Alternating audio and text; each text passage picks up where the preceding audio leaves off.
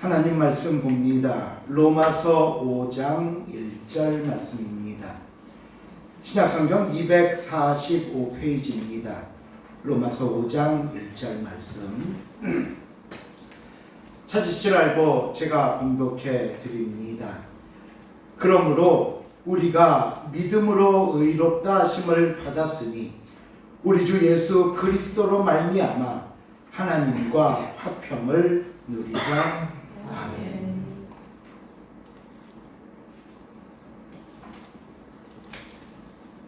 로마서를 시작하고 지난 1장부터 4장까지의 주제는 칭의였습니다. 즉 의롭다, 칭함을 받는 것에 대해 우리가 생각해 보았고요. 이 말씀 안에는 죄인인 우리가 하나님 앞에 의롭다함을 받는 방법은 복음이었으며 이 복음은 예수 그리스도셨습니다. 그래서 우리가 구원받는 방법이란 율법을 지킴도 아니고 할례를 받음도 아니라 오직 예수 그리스도를 나의 구주로 믿음으로 가능하다는 사실을 우리가 앞서 살펴본 것입니다. 이렇게 칭의에 관해 이야기하고 나서 오늘 본문 5장부터 8장까지는 성화라는 주제로 바뀌게 됩니다. 성화. 이 성화란 무슨 의미냐 하면요, 하나님의 자녀로서 우리가 세상을 어떻게 살아야 할 것인가에 대한 말씀입니다. 어떻게 하면 거룩해질 수 있을까? 그래서 오늘 본문 1절을 보시면 그러므로 우리가 믿음으로 의롭다 하심을 받았으니 라고 말씀이 시작됩니다. 여기서 말하는 이 맨 앞에 그러므로 라는 접속사가 우리가 바로 1장부터 4장까지 앞에서 보았던 믿음으로 구원을 받는다는 내용을 가리키는 것이고요. 그리고 이제 또한 우리가 5장 1절부터 시작하게 되는 우리가 하나님의 은혜로 의롭다함을 받았다. 그렇다면 이제 다음으로 우리가 해야 할 것이 무엇이냐라는 내용으로 자연스럽게 전환시키는 것이 그러므로 라는 말씀입니다.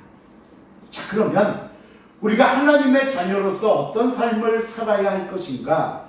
그 대답이 곧바로 이어지는 1절 안에 이렇게 기록되어 있습니다. 우리 주 예수 그리스도로 말미암아 하나님과 무엇을 누리자? 화평을 누리자. 화평을 누리자. 저와 여러분이 하나님의 자녀로서 가장 먼저 해야 할 일은 하나님과 화평하는 것입니다. 하나님과 화평한다. 제가 이렇게 말씀드리면, 아니 목사님, 그래도 최소한 성도들인데 하나님과 화평하지 않는 사람 어디 있겠습니까? 질문하실 수도 있습니다. 저는요, 다른 신을 섬기지도 않고요, 하나님 앞에 뭔가 큰 죄를 짓지도 않았고요, 특별히 하나님과 관계가 나쁘지도 않습니다.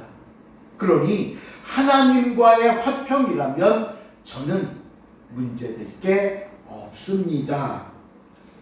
이것이 거의 모든 그리스도인들이 가지는 생각입니다.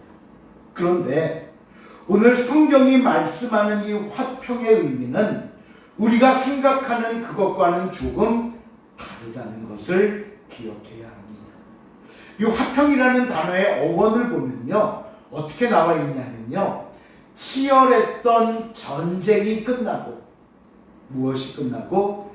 전쟁이 끝나고 그 뒤에 찾아오는 평화와 번영을 의미하는 말이라고 되어 있습니다. 이를 예로 들 수 있는 게, 여러분 우리 에덴 동산에서 하나님과 아담과 하와의 관계입니다. 한번 이 관계를 잘 생각해 보세요.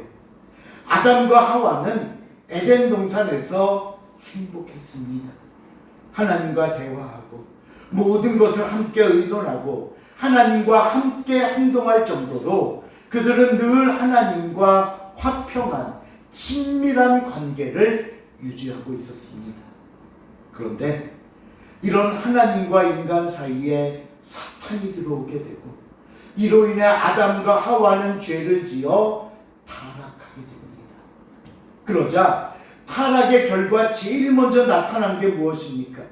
그렇게 가깝게 지내던 하나님과 아담 사이에 틈이 생기기 시작합니다. 아담과 하와가 평소같이 하나님의 음성을 들었을 때면 반가운 마음으로 하나님 앞에 나왔을 텐데 죄를 짓고 나니까 이제는 하나님을 피해 숨게 됩니다. 숨게 돼요. 그리고는 더 이상 에덴 동산에 하나님과 함께 살지 못하고 그곳에서 쫓겨나게 되잖아요. 하나님과 영원한 단절을 의미하는 겁니다. 이것이 제가 바로 앞에서 말씀드린 화목의 화평에 대한 설명에 비유한다면 죄로 말미암아 하나님과 인간 사이에 치열한 전쟁이 시작된 겁니다. 죄로 인해. 하지만 하나님은 이런 단절된 상태로 계속되고 있는 것을 원하지 않으셨습니다.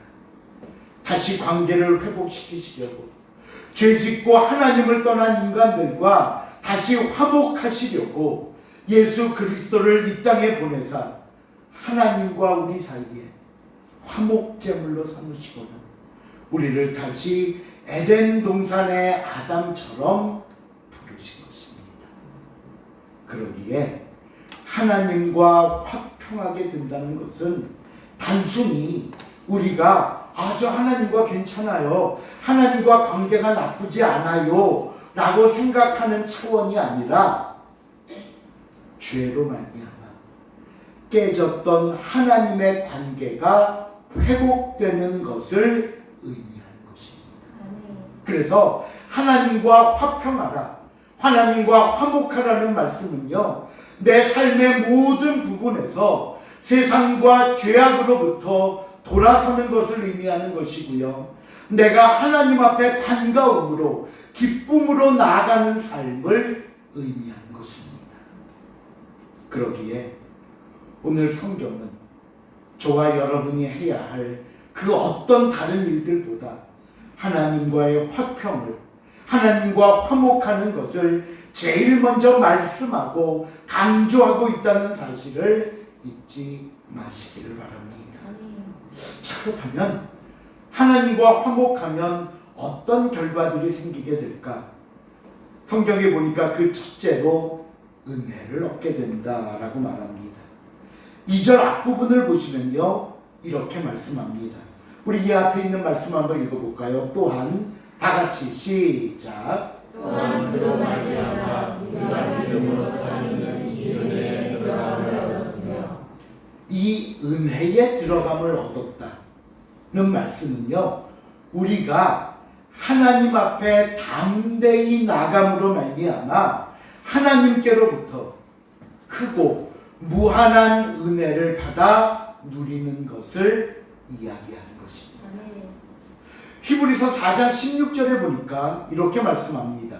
읽어볼까요? 그러므로 시작. 그러므로 우리는 긍휼하심을 받고 때를 따라 돕는 은혜를 얻기 위하여 은혜의 보좌 앞에 담대히 나아갈 것입니다. 잘 보십시오.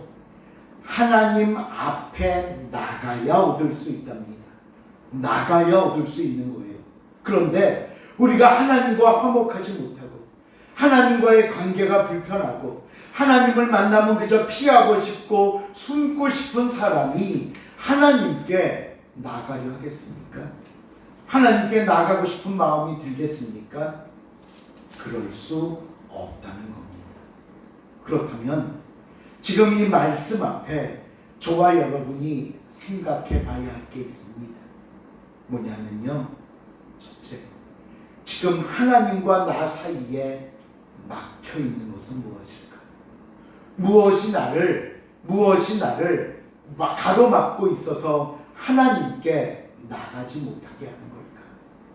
둘째, 내가 하나님께 나아가는 것을 주저하게 만들고 망설이게 하는 것은 무엇일까? 여러분, 그것이 무엇인지 고민하고 찾아보십시오. 그리고 찾았거든 허무십시오. 올가매고 있는 것을 발견하셨거든 벗어버리십시오.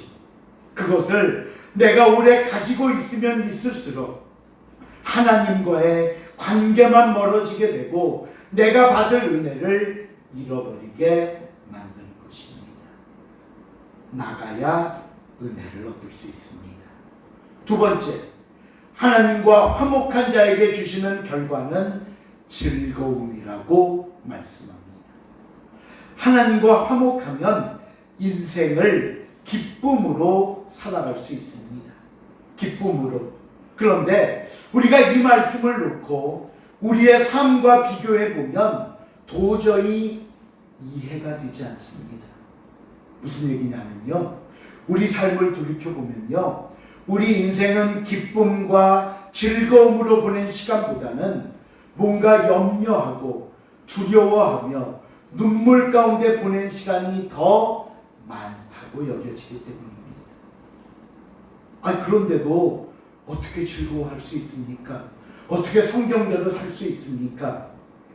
우리가 이 대답을 듣기에 앞서서 하나님께서 말씀하시는 원리를 먼저 좀 알아야 합니다. 무슨 얘기냐면요, 우리가 성경 공부를 하다 보면 특별히 두 가지 사실을 하나님께서 우리에게 주시는 교훈에 대해 두 가지 사실을 우리가 알게 되는데, 첫 번째 사실은요, 하나님의 말씀은 논리적으로도 아무 흠잡을 데 없는 진리의 말씀이라는 사실입니다. 하나님의 말씀은 진리다. 이걸 풀어서 설명하면 하나님은 우리에게 거짓말을 하시거나 도저히 불가능한 일에 대해서 마치 우격다짐하는 식으로 말씀하시고 무조건 믿어, 무조건 순종해야 돼 라는 분이 아니라는 거예요. 하나님의 모든 말씀은 어떤 모습이든 어떤 방면에서든 참되고 진리이신 말씀입니다. 두 번째 사실은 하나님께서는요, 아주 자세히 차근차근 설명해 주십니다. 이거 이렇게 하면 되는 거야, 알았지? 자, 이제 혼자 해봐. 이제 알아서 해봐. 이루어지지 않는다. 잘 모르는 어린아이를 다독거리며 가르쳐 주시듯이, 때로는 막 걸음마를 시작하는 아이의 손을 마주 붙잡고 일으켜 세우고는 그 아이의 발걸음에 맞춰, 그 아이의 걸음의 속도에 맞춰 한 발자국 한 발자국 같이 맞추어 가듯이 하나님은 항상 내 옆에서 다정하게 이끄시며 격려하시는 모습을 우리가 발견하게 되는 것입니다. 자, 그렇다면 다시 앞으로 돌아가서 우리가 어떤 처지와 형편에 있든지 즐거워할 수 있다, 이 말씀을 한번 생각해 보십시오. 우리는 조금 전에 이것은 불가능한 일입니다, 내 삶의 즐거움보다는 아픔과 슬픔과 고난이 더 많습니다 라고 대답했어요. 그러면 성경은 어떻게 이것이 가능하다고 말씀하느냐? 그 대답이 오늘 본문 3절 4절에 나옵니다. 한번 읽어볼게요. 다만 이뿐 아니라, 시작. 다만 이뿐 아니라 우리가 환난중에도 즐거워하나니 이는 하나님 인내를 연단은 소망을 이룬 줄 알리라. 자, 먼저 3절을 보시면요, 우리가 환난 중에도 무엇한다? 즐거워한다. 분명히 환난 가운데 살고 있는 건 맞아요. 환난 없는 거 아니에요. 그런데도 우리는 즐거워한다 말씀합니다. 그 다음에 이는, 그럴 수 있는 것은 환난은 인내를, 인내는 연단을, 연단은 소망을 이루는 줄 알립니다. 자, 이제 이 순서를 잘 따라가셔야 됩니다. 이 순서를. 첫째, 환난 당합니다. 환난 당해요. 이것이 지금 우리가 말하고 싶은 내 삶이잖아요. 그리고 내가 이 환난 때문에 나는 즐겁지 못합니다, 환난 때문에 고통스럽습니다 라고 말하는 이유이기도 하잖아요. 그런데 환난 속에서도 우리가 하나님과 화목함으로, 다시 말하면 하나님을 신뢰하고 하나님을 의지함으로 말미암아 인내할 수 있는 힘을 얻고 인내를 통해 환난을 견딜 수 있다고 말씀합니다. 그래서 환난은 무엇을 만들어낸다? 인내를 만들어낸다. 두 번째, 인내를 생각해 보세요.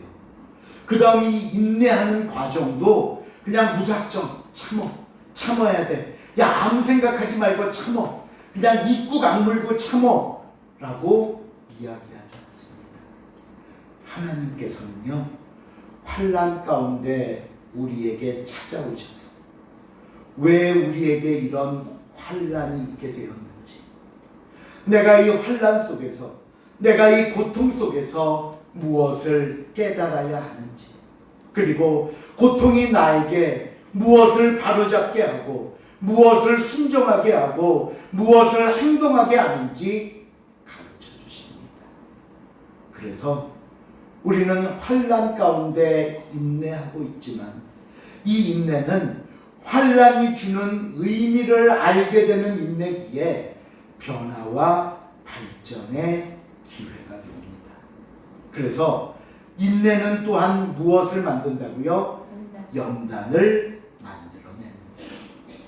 그럼 연단이 주는 결과는 뭐냐? 연단이 주는 결과는 우리가 하나님 앞에 더 크고 더 강한 자로 쓰임을 받을 수 있다는 소망을 갖게 하는 겁니다. 그런데 이 소망도 단순히 어떤 환난을 이겨내기 위한 어떤 헛된 망상이나 거짓된 최면과 같은 소망이 아니래요. 5절 한번 읽어보세요. 소망에 대해서 우리에게 뭐라고 설명하냐면 5절 시작. 소망이 우리를 부끄럽게 하지 아니하는 우리에게 주신 성령으로 말미암아 하나님의 사랑이 우리 마음에 부음과 힘이니. 우리가 소망 가운데 인내할 수 있는 것, 그 소망을 품어도 절대 손해보거나 거짓되거나 부끄럽지 않는 이유는 하나님의 사랑이, 저와 여러분을 향한 하나님의 사랑이 함께하는 소망이기 때문입니다. 믿으십니까? 그러므로 다시 말씀드립니다. 하나님의 사랑이 우리에게 소망이 됩니다. 하나님의 사랑이 우리를 연단하게 만듭니다. 하나님의 사랑이 우리를 인내하게 함으로써 결국 환난 속에서도 감사와 기쁨이 넘치는 삶을 살게 하시는 것입니다. 그럴 수 있다는 겁니다. 마지막으로, 그럼 오늘 사도 바울이 이야기하는 이 하나님의 사랑을 살펴보고 말씀을 맺고자 합니다. 자, 그렇다면 하나님은 저와 여러분을 어느 정도로, 얼마나 사랑하실까요? 6절 읽어봅니다. 시작. 우리가 아직 연약할 때 기약대로 그리스도께서 경건하지 않은 자를 위하여 죽으셨구나. 이 말씀을 잘 보세요. 우리가 어떤 상황일 때, 어떤 모습일 때 예수님이 우리를 위해서 죽으셨다고요? 우리가 아직 연약할 때. 이 연약하다는 말은 그냥 약하다는 뜻이 아니라 경건치 않았을 때, 하나님 앞에 죄인으로 살아가고 있을 때. 그래서 에베소서 2장 3절에 보면 그런 우리의 삶을 가리켜 너희는 본질상 진노의 자녀였다고 말씀하고 있습니다. 그런데 그런 저와 여러분을 위해 예수님이 죽으셨다는 거예요.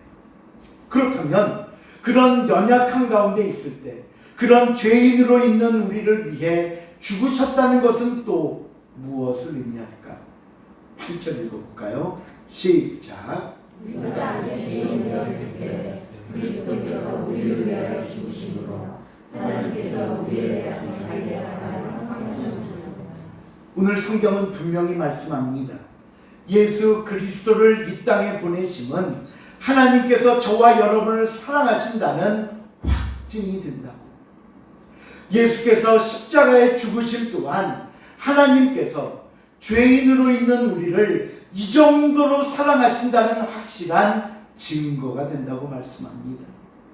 결국 오늘 저와 여러분이 이 세상을 사는 힘은 하나님의 사랑입니다. 우리 능력 아닙니다. 내 지혜와 지식 아닙니다. 우리가 세상을 사는 것, 하나님의 사랑에 기초한다는 사실을 잊지 마시기를 바랍니다. 말씀을 맺습니다. 오늘 성경은 우리에게 하나님의 자녀로서 어떤 삶을 살아야 할까? 성화에 대한 가장 첫 번째 시간, 우리에게 강조하신 말씀은 하나님과 화평하라, 하나님과 화목하라고 말씀하셨습니다. 여러분, 하나님과 화목할 때 우리에게 은혜가 있습니다. 하나님과 화목할 때 환난 가운데도 즐거워할 수 있습니다. 그러므로 우리의 고집, 우리의 교만, 내가 가지고 있는 나만의 어떤 틀에서 벗어나 하나님의 사랑 안에서 나를 다듬고 하나님의 사랑 안에서 복되고 귀한 삶을 누리는 저와 여러분의 모습이 될 수 있기를 다시 한번 주님의 이름으로 부탁을 드립니다. 기도하시겠습니다. 사랑의 하나님, 감사합니다. 하나님과 화평한 것, 하나님과 치열한 싸움에서 우리가 항복하고 주의 말씀에 순종하고자 주의 뜻을 따르고자 주 앞에 엎드리는 것, 이것이 화평이며 화목임을 배웁니다. 주여, 교만하고 거짓되고 그릇된 우리의 모든 것들을 내려놓고 그 앞에 엎드리게 하시고 하나님과 화목함으로 우리에게 예비하신 은혜와 복을 누리게 하여 주시옵소서. 감사드리오며 예수님의 이름으로 기도하옵나이다. 아멘.